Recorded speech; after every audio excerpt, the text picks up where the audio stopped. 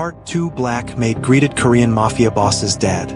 Her Busan Dialect greeting had every guest frozen. 3 months. That's how long it takes to transform from invisible to indispensable. From a maid folding towels to an intelligence officer planning operations.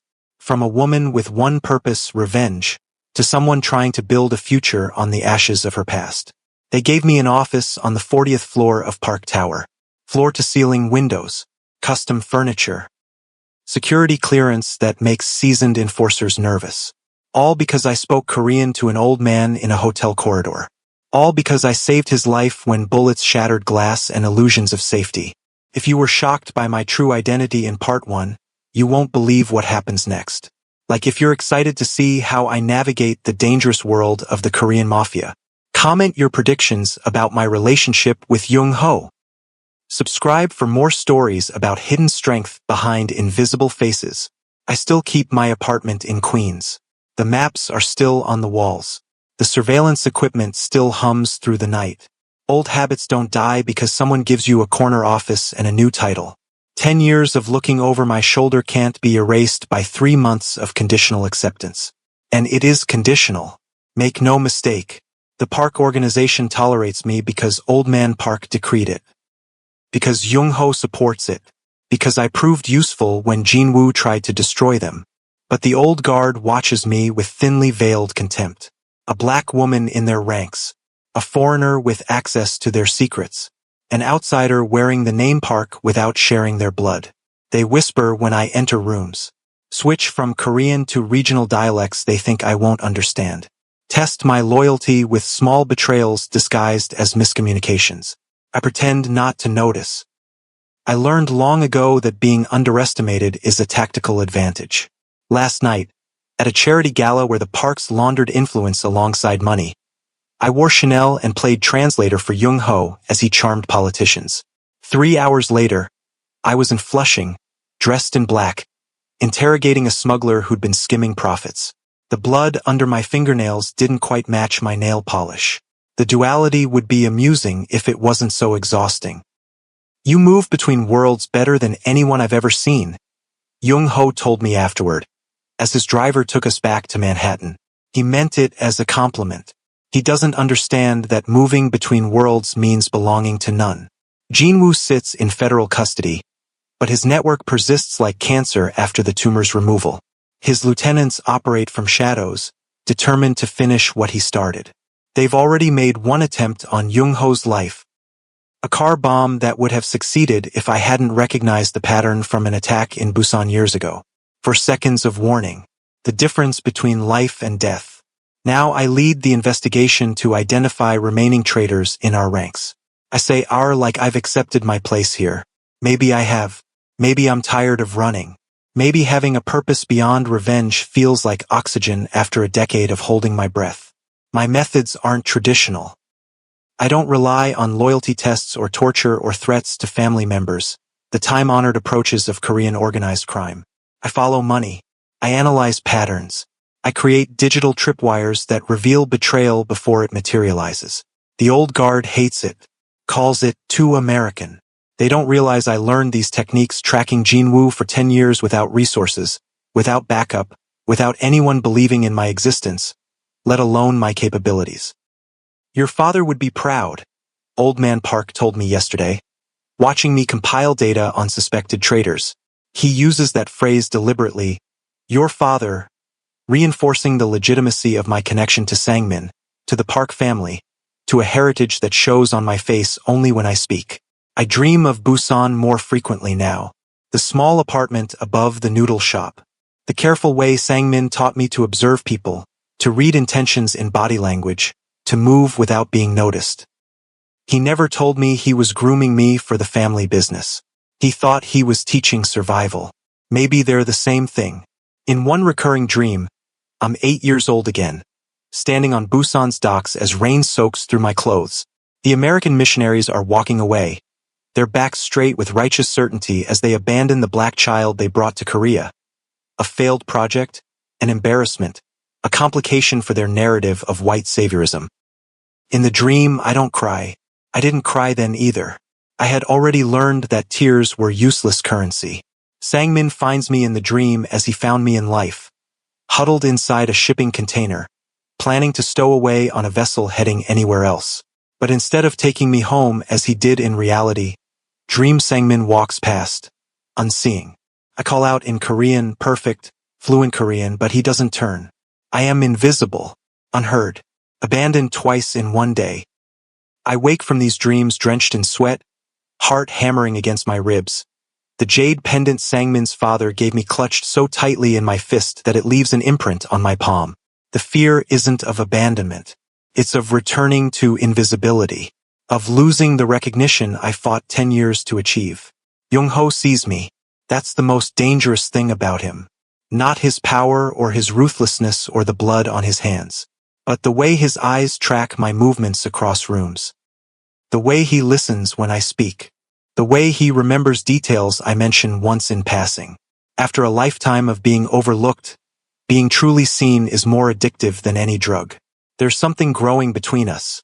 Unspoken, unacknowledged, unexpected. A recognition of kindred spirits, perhaps. We're both products of brutal education. Both carrying legacies we didn't choose. Both more comfortable with strategy than emotion. Yesterday, he touched my wrist to get my attention during a meeting. A casual contact that shouldn't register. But my skin burned where his fingers rested, and when I looked up, his eyes held a question neither of us is ready to answer. Old Man Park watches these interactions with knowing eyes. He's become a strange sort of father figure, not replacing Sangmin, but offering a connection to him, to the culture that shaped half my identity, to traditions I embraced then buried during years of anonymity in America. He teaches me things Sangmin didn't have time to share. The proper way to pour tea for elders. The significance of family ancestral rites. The nuances of respect language that even fluent Korean speakers often miss. These lessons happen in private, away from the judgmental eyes of others who see my lessons as presumption rather than birthright. You are Korean in your heart, the old man told me last week. More so than some born here who've forgotten the old ways. The validation shouldn't matter. I'm 27 years old. I've survived abandonment, fire, loss, and a decade of solitary purpose. I shouldn't need an old criminal's approval to validate my identity. Yet his words filled cracks I didn't know still existed in the foundation of who I am. 2 days ago, everything changed again. I was tracing financial connections to one of Jinwoo's shell companies, searching for his remaining allies, when I found something unexpected. A payment from the shell company to New Life Ministries, the same missionary organization that brought me to Korea as a child, then abandoned me when I became inconvenient. The payment was made 19 years ago, exactly when I arrived in Busan. Attached was a scan of a handwritten receipt for services rendered in securing the package. My blood turned to ice in my veins as I stared at the document. The implications crashed over me in waves of nausea. I wasn't abandoned by righteous missionaries. I was sold. A transaction. A package delivered to Jinwoo's organization nearly 2 decades ago. But why? What value could an 8-year-old black girl have to Korean organized crime? I found more documents, transfers to an orphanage in Atlanta that closed 15 years ago. Records of 3 other children who disappeared from foster care, all within months of each other, all with the same destination. South Korea. All approximately my age.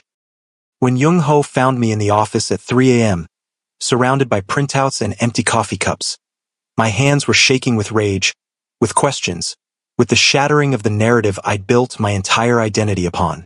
"What is it?" he asked, concern edging his voice when he saw my face. I showed him the documents wordlessly, watched understanding dawn in his eyes as he connected dots I was still struggling to comprehend. "Jinwoo was trafficking children," he said finally, "and you were one of them." "But why?" My voice cracked on the question. "What possible use?" "Organ harvesting," Jung-ho interrupted, his expression grim. It was a rumor back then that Jinwoo had connections to black market transplant operations. Children from countries with poor record-keeping. Children no one would miss. The floor seemed to tilt beneath me. Then why am I still alive? Why was I left at the docks instead of... I couldn't finish the sentence. Couldn't vocalize the horror of what might have been my fate. Jung-ho's eyes softened with rare vulnerability. Because Sang-min found you first, he said simply. He interrupted whatever was supposed to happen next. The realization hit me with physical force. Sang-min didn't randomly discover an abandoned child. He intercepted human cargo. Saved me from becoming spare parts for wealthy patients who wouldn't question the source of their second chance at life. Does this mean my parents didn't give me up? The question escaped before I could contain it. The desperate hope of a child who never stopped wondering why she wasn't wanted. Was I taken? Jung-ho hesitated before answering. It's possible. These operations typically targeted vulnerable children, orphanages, overwhelmed foster systems, impoverished areas where documentation was minimal. I need to know, I whispered. The mission crystallized with sudden clarity. Not just justice for Sang-min anymore, but truth about my own origins. About who I was before I became Park Min-ji. Before I became Vanessa Jenkins. Before I was forced to recreate myself in the image of survival. Shocking twist. Did my life begin with a kidnapping rather than abandonment? Like if this revelation left you speechless. Comment your theories about my real parents and whether I should pursue the truth. Subscribe now because the action is about to intensify as enemies close in from all sides. Jung-ho offered resources without hesitation, access to databases, investigators with experience tracing missing persons, DNA analysis that might find familial matches. His immediate support should have been comforting. Instead, it terrified me. What would I become if I discovered my entire foundation was built on lies? Who would I be if I found a family that had been searching for me all these years? What would remain of Park Min-ji if Vanessa Jenkins had a history beyond abandonment? I threw myself into work instead of dwelling on unanswerable questions. The Park organization was attempting to legitimize portions of their business empire, moving into real estate development, technology investment, legitimate shipping. I found myself in boardrooms with American executives who spoke to Jung-ho while ignoring me entirely, despite my position as head of strategic intelligence. Their dismissal became my advantage. Men who believe you're merely decorative speak freely in your presence. They reveal weaknesses, biases, ulterior motives. One executive from a major investment firm spent an entire meeting addressing his remarks to Jung-ho's chest while I recorded every word, analyzed every inflection, catalogued every lie. Afterward, I presented Jung-ho with a comprehensive breakdown of the man's true intentions. To acquire proprietary technology through the partnership, then force the parks out through regulatory complications. How do you do that?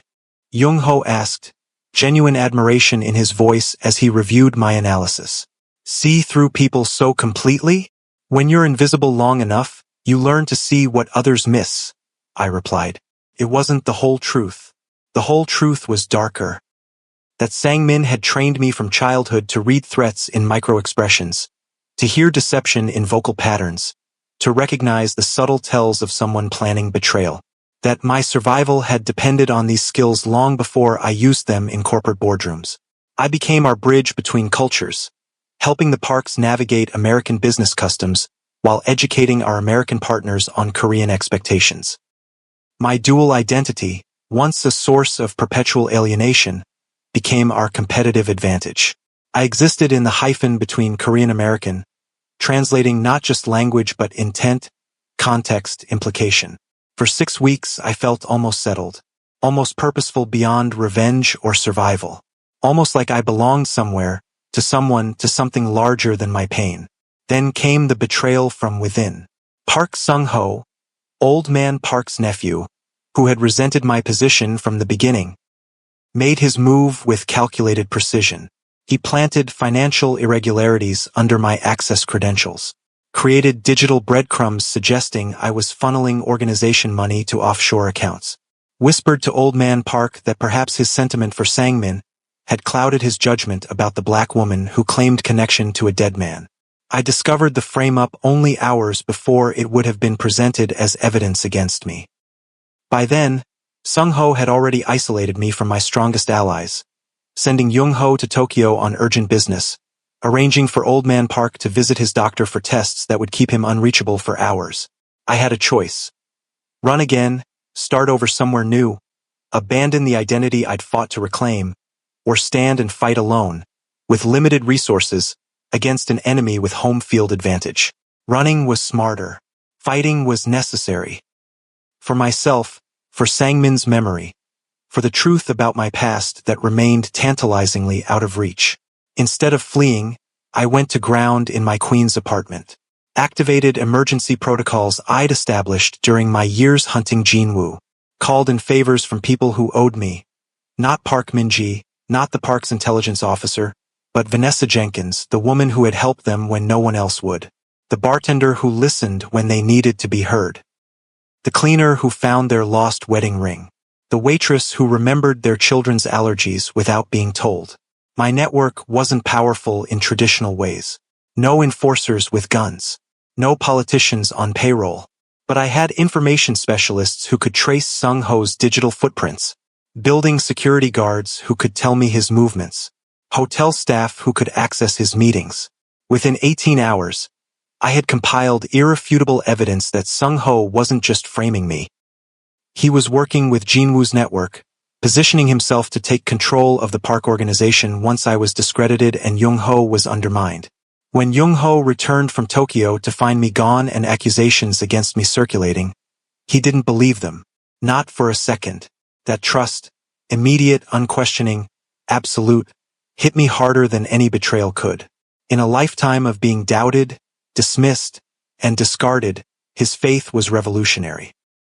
He found me in Queens, arriving alone despite the risk, concern etched in features usually schooled to impassivity. When I showed him the evidence against Sung-ho, anger transformed his face into something dangerous, something predatory. He will pay for this, Jung-ho promised, the softness of his voice inversely proportional to the violence it promised. Not yet, I countered. We need him to lead us to the others, to Jinwoo's remaining network. Jung-ho studied me with that penetrating gaze that always made me feel transparent. Always the strategist, he said finally. Even when it's personal. Especially when it's personal, I corrected. Emotion is a luxury I've never been able to afford. Something in my voice must have betrayed the cost of that statement. The years of suppressed rage, grief, loneliness. Jung-ho moved closer, hesitating before lightly touching my face with calloused fingers. What if you could? He asked quietly. Afford emotion. Afford connection. Afford to be something beyond a weapon or a tool or a survivor. The question undid me more effectively than any torture. Tears I denied for a decade threatened to surface. I stepped back, away from his touch, away from the dangerous possibility he represented. We have work to do, I said, my voice steadier than I felt. Sung-ho is meeting his contact tonight. If we move now, we can identify the rest of Jinwoo's lieutenants. Jung-ho allowed the deflection, respecting boundaries I'd built for survival. But his eyes promised this conversation wasn't over. Just postponed until survival wasn't our most pressing concern. We tracked Sung-ho to a private club in Koreatown. Watched as he met with 3 men Jung-ho identified as former associates of Jinwoo. Recorded their conversation with directional microphones as they discussed their next move. A plan so audacious it seemed impossible. They were going to break Jinwoo out during his upcoming prison transfer. The federal marshals responsible for the transfer had been compromised. The route had been leaked. A tactical team was in place. Once freed, Jinwoo would reclaim leadership of his organization and eliminate the parks once and for all. Starting with Old Man Park, then Jung-ho saving me for last as an example of what happened to those who betrayed him. We had 48 hours to prevent a prison break, identify corrupt federal officials, neutralize a tactical team of unknown size, and expose Sung-ho's betrayal without destroying the Park family's reputation. Impossible odds, Jung-ho observed as we returned to his secure office to plan our countermove. I prefer to think of them as appropriate odds, I replied. Anything easier wouldn't be worthy of us. His smile, rare and transformative, flashed briefly. Us, he repeated, as if the word itself was significant. Perhaps it was.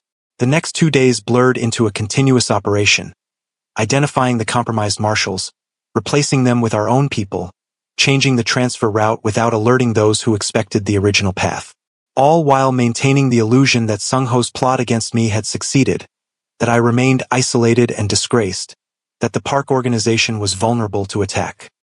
When the day of the transfer arrived, I took position on a rooftop overlooking the new route, rifle assembled with the precision Sangmin had drilled into me since I was old enough to hold one. Jung-ho coordinated from the ground, directing our forces with the calm authority that had made him his father's successor despite older, more traditional candidates. The attack came exactly as planned, but against the decoy transport following the original route. For 15 minutes, we watched through surveillance feeds as Jinwoo's forces engaged with empty vehicles and undercover agents. Then came the realization that they'd been duped, followed by frantic regrouping. Sung-ho, panicking as the operation collapsed, made a fatal error. He called the secondary team directly, revealing his involvement completely. We traced the call, identifying 3 more conspirators within the park organization and 2 federal agents on Jinwoo's payroll. The real prison transport, meanwhile, continued unimpeded to its destination, a higher security facility where Jinwoo would have fewer opportunities for external contact, fewer chances to rebuild his network from behind bars. We should have anticipated that Sung-ho, cornered and desperate, would lash out with the viciousness of a trapped animal. Should have protected Old Man Park more carefully. Should have remembered that betrayal from family cuts deeper than any enemy's blade. Sung-ho reached his uncle before we could warn the old man. Found him alone in his study, vulnerable despite the security outside his door. Drew a gun with the intention of eliminating the head of the family, creating chaos that might still allow him to escape the consequences of his actions. What he didn't anticipate was Old Man Park's lifetime of survival instincts. Despite his age and fragility, the park patriarch disarmed his nephew with a single movement, a technique taught to Korean special forces by American instructors during a war most had forgotten. The gun discharged during the struggle, not finding its intended target in the old man's heart, but burying itself in his shoulder nonetheless. The gunshot brought security rushing in. Sung-ho was subdued, the old man rushed to private medical treatment, and a family crisis contained before it could become public knowledge. But the damage was done. Blood had been spilled by blood. The ultimate taboo in Korean family structures had been broken. I reached the hospital as surgeons worked to remove the bullet from Old Man Park's shoulder.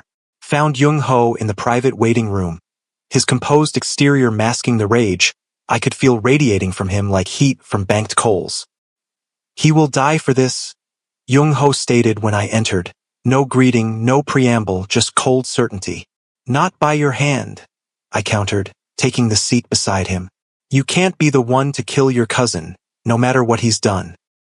The blowback would destabilize everything." Jung-ho's jaw tightened. "You suggest I let this pass?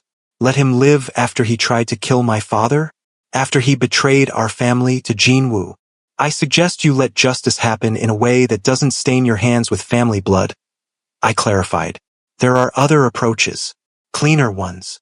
Understanding dawned in his eyes. "You would do this? Take this burden." "It's not a burden," I said truthfully. Sung-ho was willing to frame me, to destroy everything I've built, to erase Park Min-ji all over again.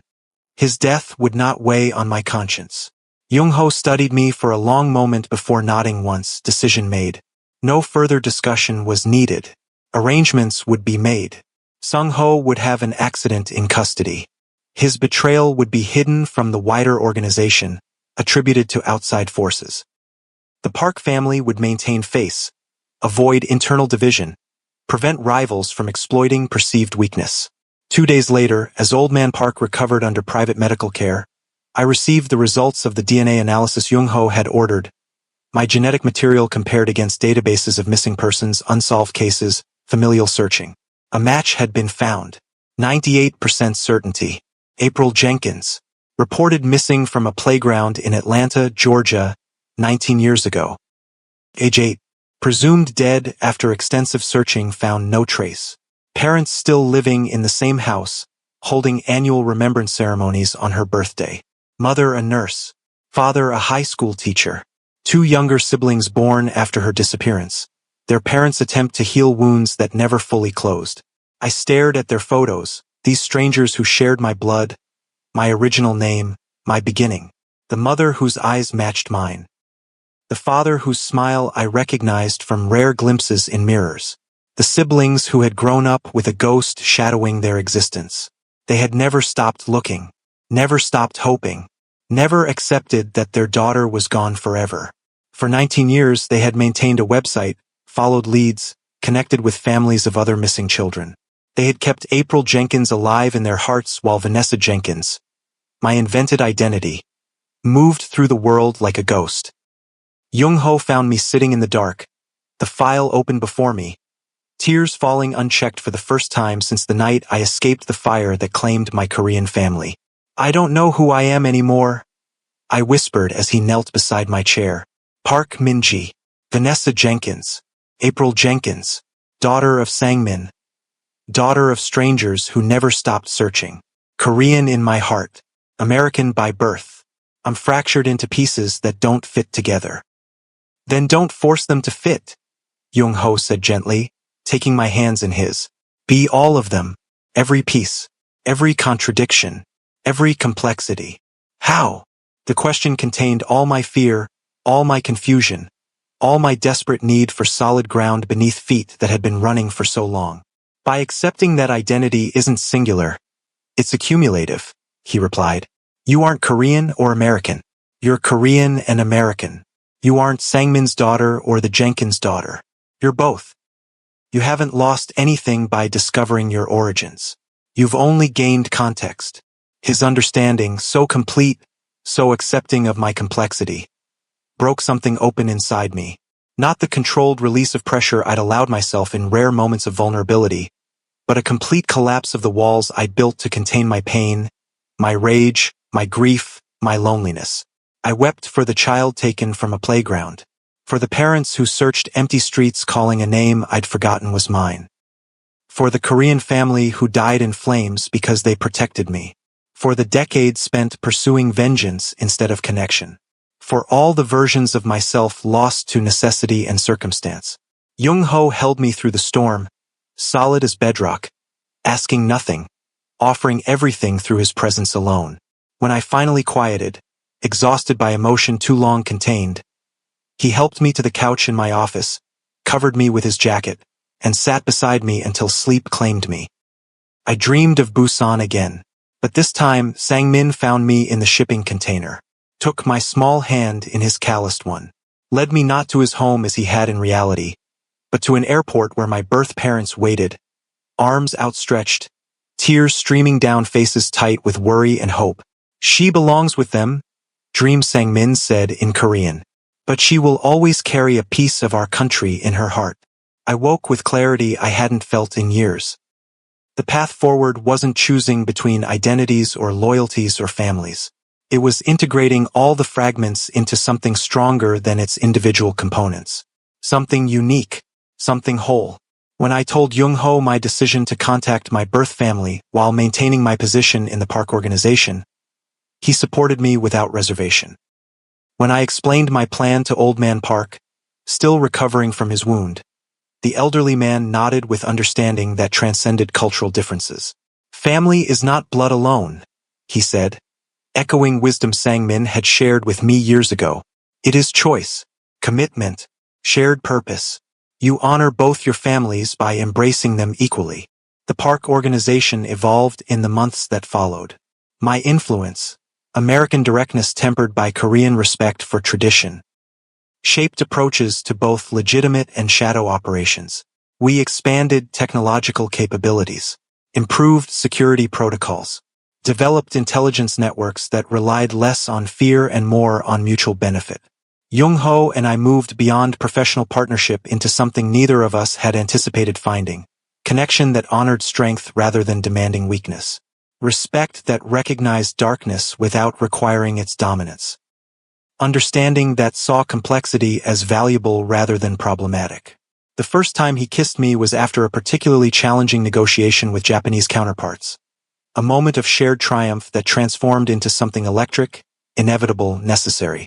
There was no hesitation, no uncertainty, just recognition that this had been building since I tackled his father to safety as bullets shattered hotel windows.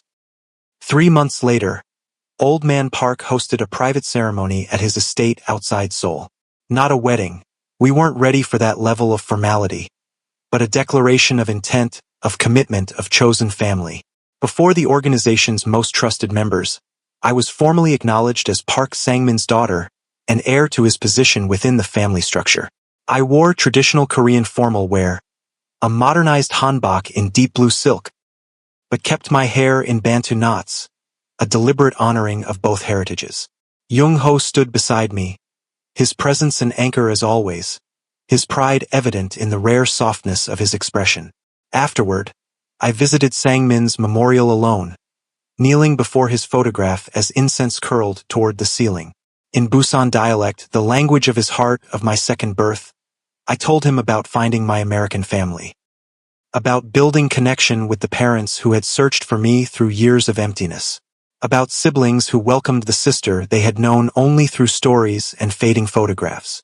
I told him about maintaining my position with the Parks while establishing relationships with the Jenkins family. About the complexity of belonging to two worlds, two families, two traditions. About finding strength in integration rather than separation. You saved me twice, I whispered to his image. First from the docks, then from Jean Woo's organization. Without you, I would not have survived to find my way back to my first family. Without your training, I could not protect my chosen family. You are the bridge between my worlds, and I honor that connection with every breath. As I lit the final stick of incense, my phone vibrated with an incoming message. Unknown number. No identifying information, just an image and a text.